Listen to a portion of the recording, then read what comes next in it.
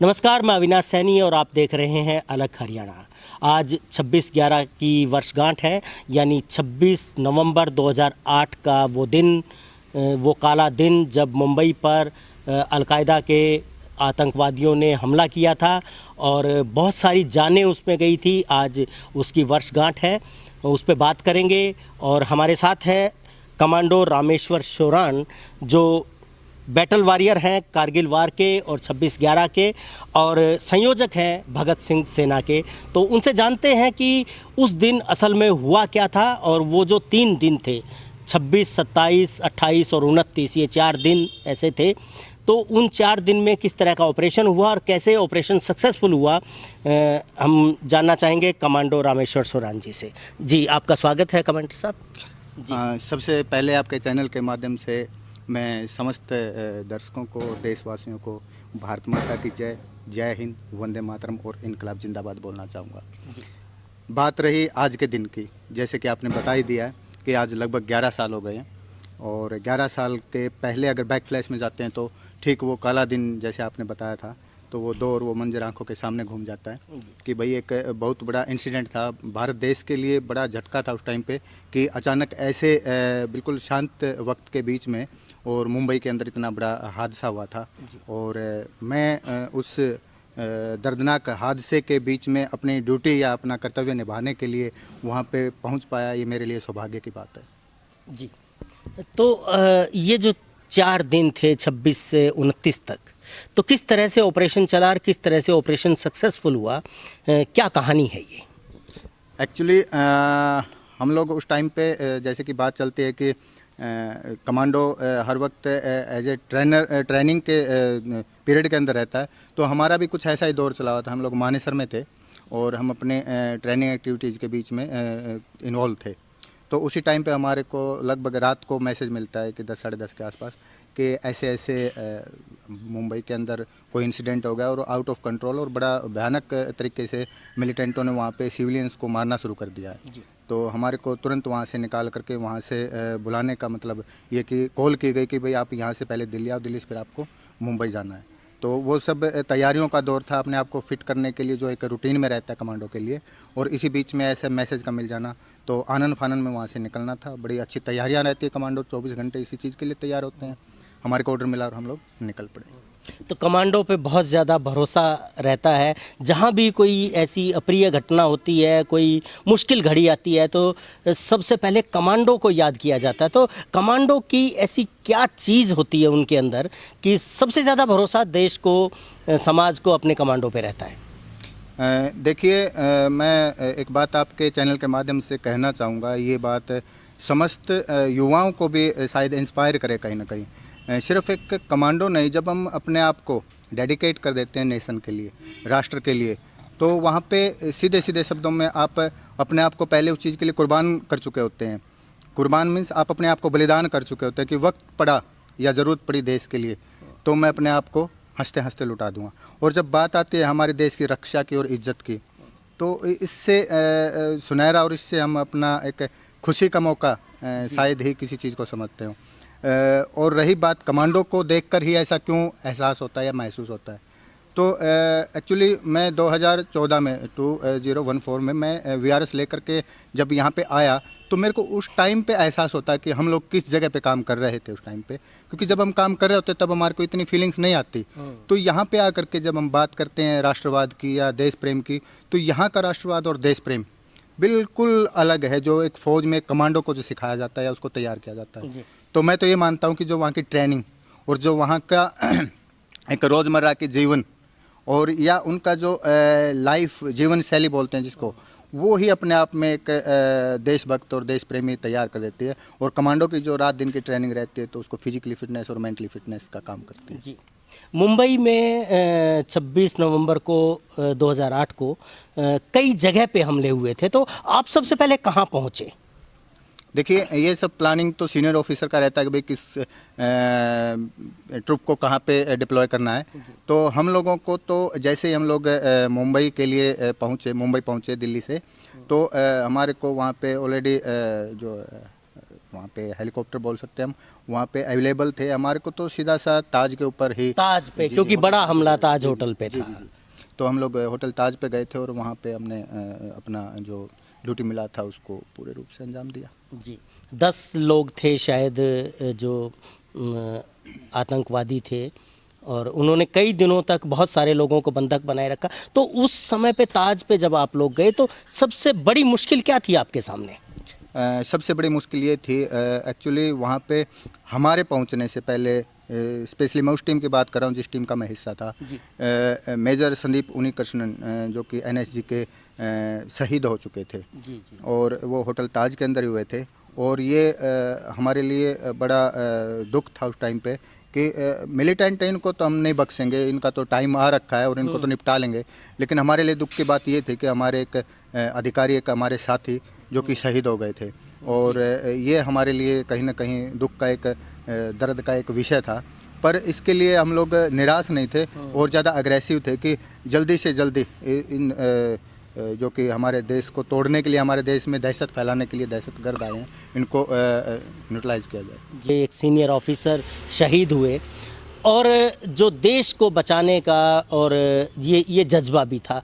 तो उस समय पे एक्चुअल फीलिंग कैसी फीलिंग थी आपके मन में? देखिए, शौर्य की बात करें, वो हमारे देश की सेना, भारतीय सेना का नाम जब पूरे विश्व में लिया जाता तो बड़ा सम्मान के साथ, बड़े गौरव के साथ और प्राउड होता है कि हम इस सेना का हिस्सा रहे। तो उसमें तो कोई दो राय है नहीं। लेकिन हकीकत ये भी है साथ साथ में कि ये वो दौर था जो कि हमारे लिए बिल्कुल काला दिन जैसा था, क्योंकि हमारे वहाँ पे अप्रोक्सीमेटली 160 के लगभग जाने जा चुकी है।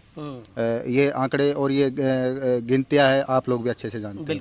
और तकरीबन 250 के करीब, 250 से 300 के करीब लोग घायल हुए थे, क्योंकि जिस हिसाब से सिविलियंस के ऊपर, जहाँ पे ये भी नहीं देखा गया कि बच्चा है, बूढ़ा है, औरत है, वहाँ पे होटल ताज के अंदर अगर हम जाएं तो वहाँ पे स्विमिंग पूल के अंदर डेड बॉडियाँ थी, उस टाइम पे बच्चों की थी, सीढ़ियों के अंदर चढ़ते हुए बुजुर्गों को मार रखा था। होटलों के जो खाने के लिए रेस्टोरेंट थे, वहाँ पे डेड बॉडियाँ पड़ी थी, चेयर्स के ऊपर, टेबल के ऊपर। मतलब कितना बुरा नरसंहार था, खून से लथपथ पूरा का पूरा फर्श था। तो और जो टूरिस्ट जो वहाँ पे जितने भी गेस्ट होटल के अंदर आए हुए थे, जो कि बाहर विदेशी सैलानी भी थे, हमारे देश के भी थे, वो लोग इतने भयभीत थे कि उन्होंने अंदर से अपने आप को बंद कर रखा था। सारे के सारे दरवाजे बंद थे, और उन दरवाज़ों को खोल करके वो जो होटल के जितने भी रूम थे उनको मतलब बिल्कुल क्लियर करना, वो ही हमारे लिए सबसे बड़ा चुनौती और टाइम लेने वाला काम रहा। उसी के चलते शायद टाइम लगा इतना सारा। जी, आतंकवाद की अगर बात करें या इस तरह के हमलों की बात करें तो 26/11 वाकई ही एक काला दिन है हमारे लिए। लेकिन उसके बाद भी लगातार बहुत सारी चीज़ें ऐसी घटित होती हैं, उसके बाद भी इस तरह के आक्रमण रुके नहीं हैं। तो क्या कारण आप समझते हैं, इनके पीछे क्या है? देखिए, आक्रमण रुके नहीं हैं, आक्रमण चल रहे हैं, और इसके पीछे कारण आप पूछना चाह रहे हैं।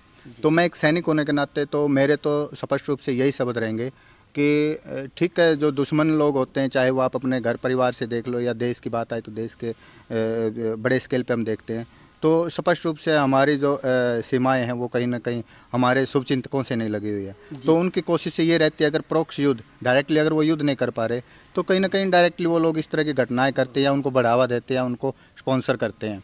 तो उसी के रिजल्ट हैं।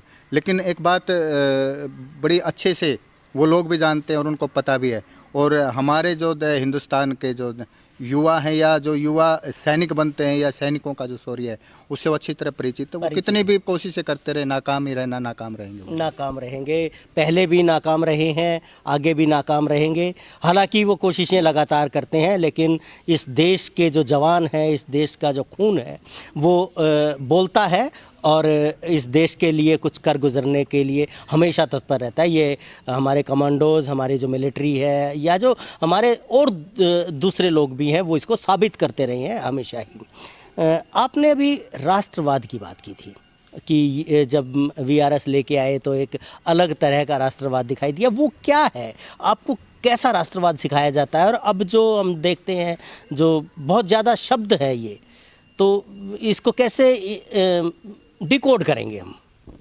देखिए, आज के दिन जो राष्ट्रवाद की बातें चल रही हैं, शायद मैं ये बात किसी नेशनल चैनल पे जाकर बोलूं तो वो लोग हिम्मत ही नहीं कर पाएंगे कि इस चीज़ को दिखाया जाए।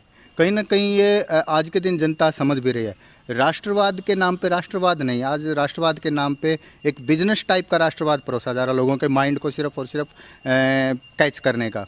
राष्ट्रवाद का मतलब ये होता है कि हम कहीं ना कहीं देश को जोड़ने का काम करें, देश के लिए मजबूती का काम करें। लेकिन अगर आप राष्ट्रवाद के नाम पे देश को बांटने का काम कर रहे हो, चाहे वो धर्म के नाम पे हो, जातियों के नाम पे हो, और फिर आप बात करते हो कि राष्ट्रवाद, तो ये तो वो सीधा सीधा राष्ट्रवाद हो गया कि मेरे पक्ष में बैठे हैं वो तो सारे राष्ट्रवादी हो गए, देश के सैनिक के पक्ष में बैठे या नहीं बैठे हैं वो मतलब सीधे शब्दों में वो देशद्रोही हो गए। रही बात कुछ लोग, आज के दिन मैं देख रहा हूँ, पीछे एक इंसिडेंट हुआ था और बड़े अच्छे से मीडिया ने भी उठाया, लेकिन उसका कोई फ़र्क ही नहीं पड़ा। एक प्रज्ञा, मैं सिर्फ नाम प्रज्ञा बोलूँगा, लोग उनको साध्वी भी बोलते हैं और प्रज्ञा ठाकुर भी बोलते हैं जी। तो मैं तो ये कहूँगा कि साध्वी के ऐसे कर्म नहीं होते और ठाकुरों की ऐसी शान नहीं होती, क्योंकि ठाकुर का मतलब हम बात करते हैं राजपूतों की। राजपूत हमारे यहाँ पे क्षत्रिय रहे हैं, सेना के लिए लड़ने का काम किया है, और उन्होंने चाहे वो विदेशी ताकतें रही हो, चाहे वो कोई लड़ाई का मैदान रहा हो, उन्होंने अपने शौर्य को, अपने पराक्रम को सिद्ध किया है। तो मैं तो बड़ा अचंभित था उस टाइम पे, जिस टाइम पे इस औरत ने एक बड़े खुले शब्दों में पूरे चैनलों के सामने मुंबई के इसी कांड का, जिसका आज हम जिक्र कर रहे हैं, वहाँ पे जो एक साथी शहीद हुए थे हेमंत करकरे, जिनको बड़े अच्छे से सारा का सारा देश जानता है, उनको सीधे शब्दों में ये बोल दिया था कि वो आतंकवादी की गोली का नहीं, मेरे श्राप का शिकार हुए हैं। ऐसे कौन से साधु हैं जो हमारे देश की सुरक्षा करने वाले सैनिकों को या सिपाहियों को वो श्राप दे देते हैं और बोलते कि मेरे श्राप से ऐसा हो गया। तो उन्होंने पता नहीं मीडिया के सामने माफ़ी मांगी नहीं मांगी देश से, लेकिन उसके बाद एक और बड़ा गलत काम ये हुआ है, पीछे 2-4 दिन पहले जो कि एक राष्ट्रीय सुरक्षा समिति बनती है, उसका उनको स्थायी सदस्य बना दिया गया। ये तो मैं बोलता हूँ कलंक के ऊपर एक और कलंक लगा दिया। कहाँ पे राष्ट्रवाद है ये? अगर इसी को आप राष्ट्रवाद बोलते हैं तो मैं ऐसे राष्ट्रवाद का पक्षधर बिल्कुल भी नहीं हूँ।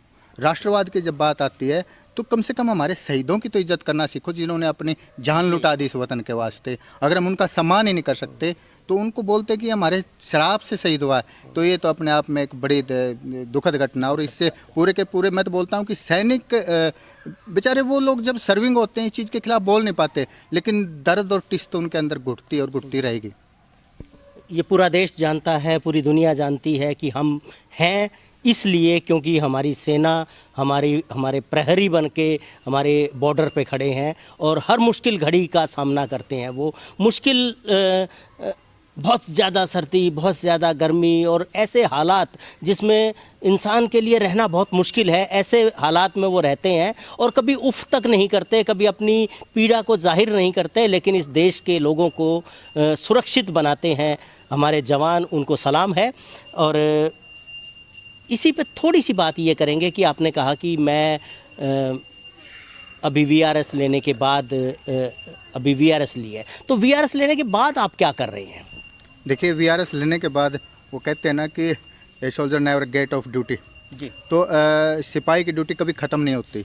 और सैनिक है जो, मैं तो बोलता हूँ कि बोलते हैं कि आप एक्स सर्विस मैन हो या आपने वहाँ से पेंशन ले लिया या वहाँ से आपने सेना सेवा मुक्ति दे दी। मैं तो बोलता हूँ कि सेना सेवा मुक्ति नहीं दी, असल में जो सेवा है वो अभी शुरू हुई है।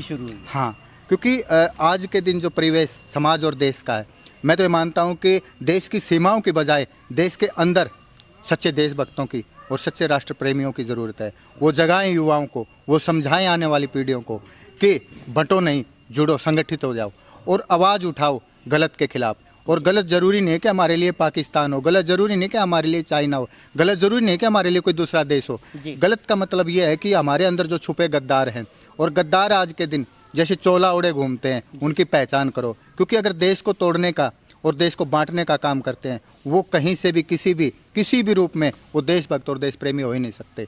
और रही बात, जब भी वक्त आता है किसी भी समाज के लिए, मतलब किसी भी तरह का जो एक घटनाएं होती है, जैसे कोई लड़कियों की इज्जत पे, अस्मिता पे बात आती है, उसके लिए एकजुट होकर आवाज़ उठाइए। बेरोजगार बैठे हैं, उनकी कोई प्रॉब्लम आती है, उसके लिए आवाज़ उठाइए। किसानों की जो दुर्दशा हो रखी है आज के दिन सबसे बड़े पैमाने पे, उसके लिए जुड़िए, उसके लिए आवाज़ उठाइए। आप इस सोशल मीडिया से भी बाहर आइए, आप इस मीडिया से भी बाहर आइए। आप सिर्फ और सिर्फ सारा दिन है ना फेसबुक के ऊपर कमेंट और लाइक से आपका काम नहीं चलेगा। आप ग्राउंड के ऊपर भी एकजुट होइए, ग्राउंड के ऊपर भी आप विचारधाराओं से जुड़िए, ग्राउंड के ऊपर भी, मैदान के ऊपर या धरती के ऊपर भी आप काम कीजिए। और असल में इसी चीज़ के ऊपर हम लोग काम कर रहे हैं। और ये तो सौभाग्य है हमारा कि इतने कम टाइम में हमारे पास इतने बड़े साथियों का एक हुजूम बन गया है, इतनी बड़ी एक टीम तैयार हो गई है कि हमने सोचा भी नहीं था कि हम अपने जीते जी भी इतना कर पाएंगे। लेकिन गिने चुने वक्त में हमने काफ़ी साथियों को एक विचार के साथ जोड़ा, जिसको हम भगत सिंह सेना या भगत सिंह की विचारधारा के नाम से जानते हैं। लेकिन वो भगत सिंह का मतलब ये नहीं कि आप इनकलाब जिंदाबाद का नारा लगाते जाओ और सिर्फ आज़ादी से पहले की बात करो। मैं तो ये मानता हूँ कि जो उनके विचार थे, या आज के दिन अगर हम बात करें किसान मसीहा देवीलाल की या किसान मसीहा सर छोटू राम की, तो आप उनके विचारों को इम्प्लीमेंट करने का अभी टाइम है। आप युवाओं को इकट्ठे कीजिए और लेके आइए उन विचारों को। हम इसी पर लड़ाई लड़ रहे हैं। जी, बहुत अच्छी बात है। एक कमांडो जिसने देश के लिए अपनी जान उस पे दाव पे लगा दी, वो आज देश के युवाओं को अपने आसपास जो माहौल है उसको सुधारने के लिए युवाओं को तैयार कर रहे हैं। आपको सलाम और आपके जज्बे को सलाम। अलग हरियाणा के लिए आपने इंटरव्यू दिया। एक चीज़ ये रह गई मेरे से कि अभी आपकी ये जो सीना है इसके ऊपर बहुत सारे मेडल्स मुझे दिखाई दे रहे हैं, तो इनके बारे में ज़रूर हमारे दर्शकों को कुछ बताइए। देखिए, इन मेडलों से बढ़ के मैं तो मानता हूँ कि जो आप जैसे साथियों का प्यार है। और रही बात मेडलों की, मेडल तो आप जब तक आखिरी सांस लेते हो मेडल आपको मिलते जाएंगे। आप अच्छे कर्म कीजिए। और सबसे बड़ी चीज़, आपको मेडल सीने पे लगाने के लिए मिले ना मिले, लेकिन लोगों की दुआओं में अगर आप शामिल हो, लोगों के विचारों में अगर आपने जगह बना ली, तो वो मेरी समझ से सबसे बड़ा प्रमाण रहेगा आपके मेडलों का। और रही बात मेडलों की, तो ये तो आखिरी सांस तक आप अपनी लड़ाई को जारी रखिए। वो कहते हैं ना, जिंदा है तो नज़र भी आइए। और बस इन्हीं शब्दों के साथ मैं अपनी वाणी को विराम दूंगा। जय हिंद, वंदे मातरम। बहुत बहुत शुक्रिया।